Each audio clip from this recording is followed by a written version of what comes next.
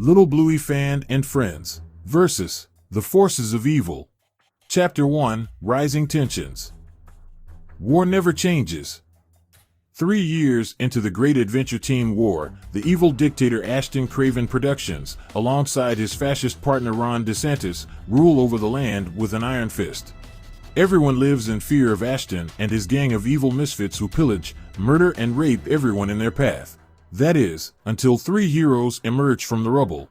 LittleBlueyFan, along with his 2 friends Stephen Higgins and Jonathan Davies with teachings from their mentor, Incredible Gassy, were ready for battle. But they weren't alone. LittleBlueyFan called upon his closest allies, SpongeBob, Bluey.exe, Kane and Lynch, the Wiggles, Nico Bellic and Spinell, aka Steven's girlfriend. With the power of friendship, they were unstoppable, but their battle wouldn't be easy.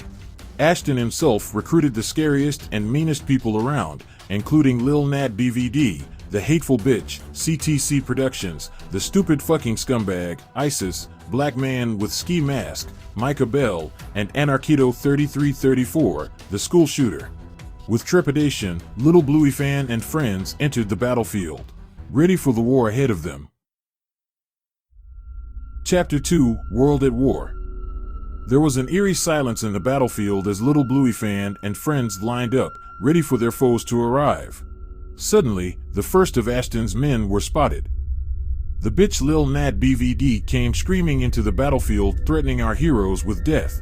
But LittleBlueyFan knew that she was all bark no bite, and swiftly using his epic blade, he decapitated Lil Nat, silencing the harlot once and for all. But that signaled to LittleBlueyFan and the gang that Ashton was not too far behind.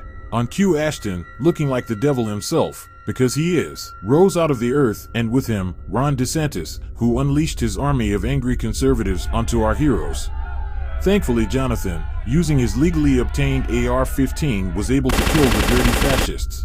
Ron, giving a dirty snarl, summoned a new foe, the evil school shooter Anarchito 3334. Wielding a baseball bat on one hand, Glock on the other, began babbling nonsense that neither LittleBlueyFan or his friends could understand. "You must have Down syndrome, you stupid fuck," yelled Nico Bellic, who then alongside Bluey.exe began battling Anarchito 3334, ending with Nico violently shooting him 364 times in the head and Bluey.exe biting his penis and testicles clean off. Ashton, clearly annoyed by how powerful LittleBlueyFan and his friends were, exclaimed, "LittleBlueyFan, surrender immediately. We have your chubby chocolate goddess, and if you don't do what we say, we will kill her." Ashton was correct. They had kidnapped LittleBlueyFan's sweetheart Lizzo. "On my mama's soul, if you don't get my ass out of here, LittleBlueyFan, I ain't fartin' on yo balls tonight."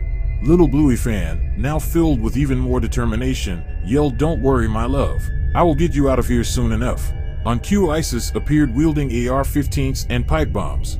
The gang were in trouble, but due to Kane and Lynch's quick thinking, they were able to shoot at ISIS bombs, killing them before they could throw them at our heroines. Ron DeSantis then had a devious idea. "You might think you've won, LittleBlueyFan, but we have your arch nemesis on our side." Appearing from the shadows came the worst person on earth, CTC Productions, the fucking manipulating, bullying, lying sack of shit that not even a cow would want to eat off the fucking countryside. LittleBlueyFan, furious to even see CTC Productions, flung himself at the piece of shit, resulting in a fist fight similar to the ending in Rockstar's 2006 game Bully. Getting the better of CTC Productions, LittleBlueyFan violently ripped out his eyes, then bit his ear off like Mike Tyson, then cut his entire head off similar to how the cartel does. LittleBlueyFan had beaten his arch rival for good, but before the battle could continue, a new fighter had entered the ring.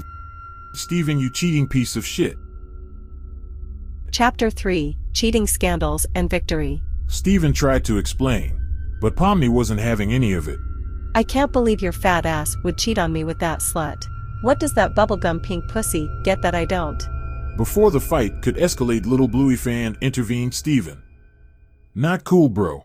We've talked about your sex addiction, and I know that clowns are your fetish.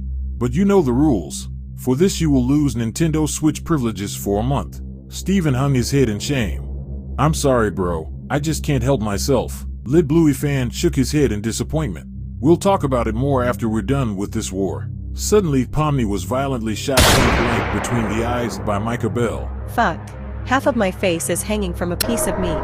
Oh God, no, please don't send me back to the digital circus with the retarded teeth with eyes. Before LittleBlueyFan could react, he was rushed by Ashton, which quickly resulted in a sword duel. While they were dueling, the band Kiss rose on stage to play their hit, I Was Made for Loving You, from the 1979 album Dynasty. Ashton was able to hit the sword out of LittleBlueyFan's hands, leaving him defenseless. Ashton laughed with that stupid fucking British accent he has. You're a fool, LittleBlueyFan. I have the power of Satan and the alt-right on my side. LittleBlueyFan, shocked by how sudden they were killed, exclaimed, You may be right, Ashton, but I got something bet. I have the power of gas on my side. On perfect cue, Incredibly Gassy rode in on his fart cloud, bearing out his gassy chest, announced this war needs a hero. Ashton, Ron DeSantis, and Micah Bell recoiled in fear at the raw power of Incredibly Gassy. LittleBlueyFan and Incredibly Gassy both channeled their inner gas, and together ripped the hardest and gaseous fart ever seen on the planet. In an instant, Ashton Craven, Ron DeSantis, and Micah Bell were immediately eviscerated, leaving only green ashes in their wake.